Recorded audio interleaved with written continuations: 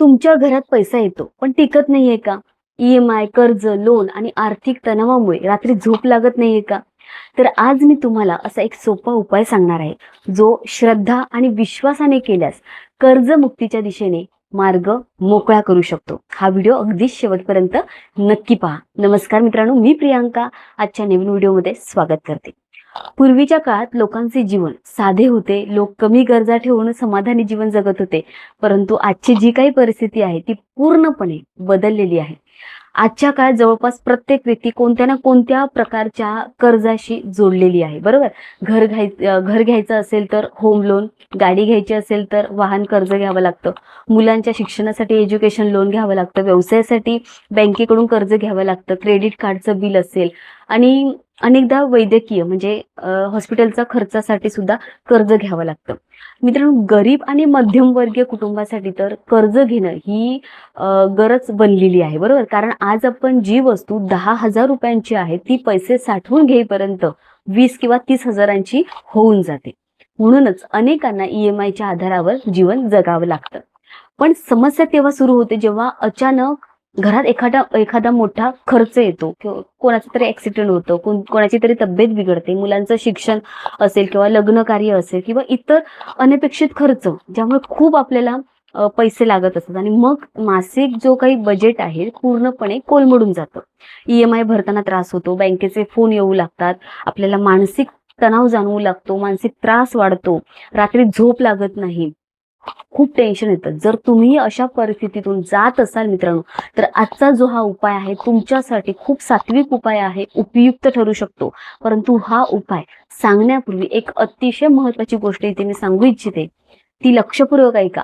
कोणताही उपाय असू दे, कोणतीही पूजा, कोणताही मंत्र किंवा साधना तेव्हाच फलदायी ठरते जेव्हा ती पूर्ण श्रद्धा आणि विश्वासाने केली जाते, बरोबर.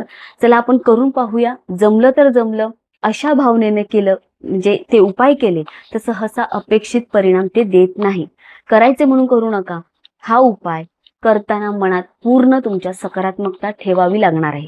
डोळे बंद करून कल्पना करा की माझे कर्ज कमी होत आहे, मी आर्थिकदृष्ट्या मजबूत होत आहे, माझ्या जीवनात पैसा सहजतेने येत आहे, मी कर्जमुक्त आणि आनंदी जीवन जगत आहे.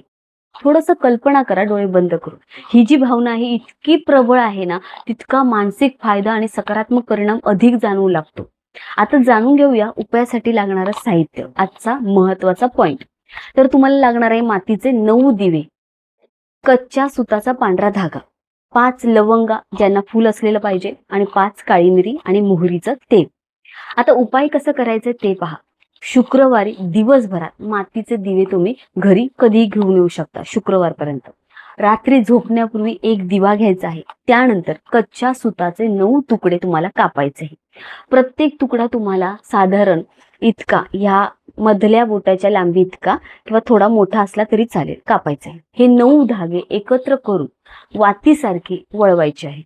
ती वात दिव्यामध्ये ठेवून द्यायचे आणि यानंतर दिव्यात 5 लवंगा आणि 5 काळी मिरी टाकायची आहे.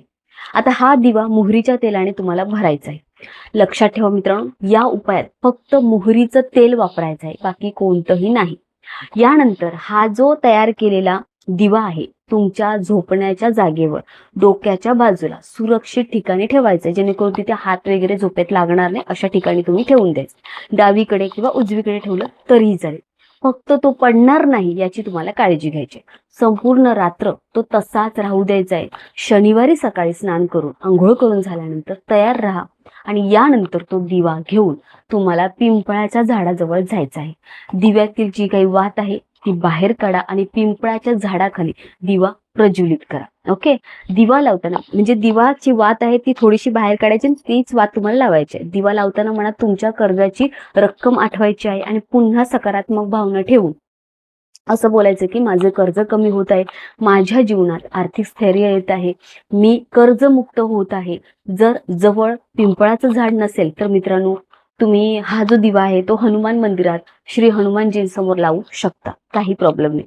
दिवा लावल्यानंतर घरी परत या, हातपाय धुवा आणि तुमची नियमित जी काही कामं आहेत ती कामे करायला लागेल.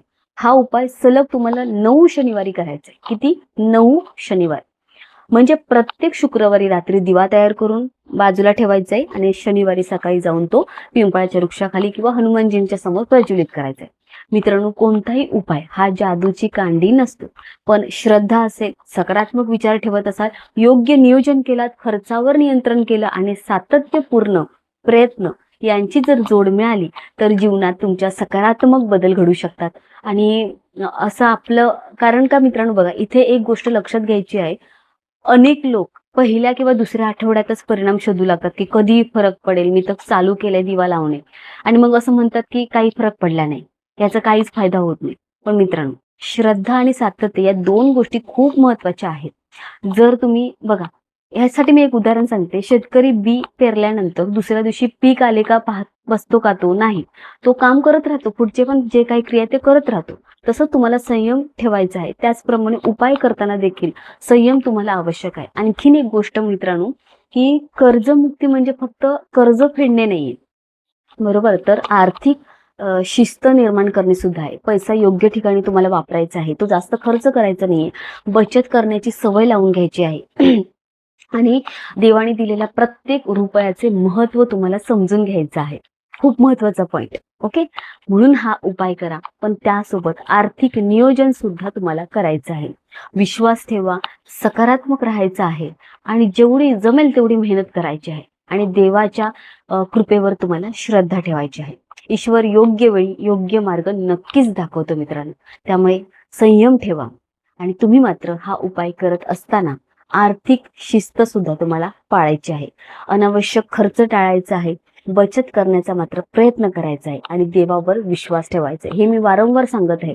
बचत करा, देवावर विश्वास ठेवा. ईश्वराची कृपा असेल तर हळूहळू जे काही आर्थिक प्रॉब्लेम आहेत, आर्थिक अडचणी आहेत, ते कमी होत जातील आणि कर्जमुक्तीचा सुद्धा मार्ग तुम्हाला नक्कीच सापडून जाईल. तर मित्रांनो, व्हिडिओ आवडला असेल तर नक्की लाईक करा, शेअर करा. आपल्या चॅनलला सबस्क्राईब केलं नसेल तर सांगायची गरज नाही, तुम्हाला आवडला तर सबस्क्राईब करा.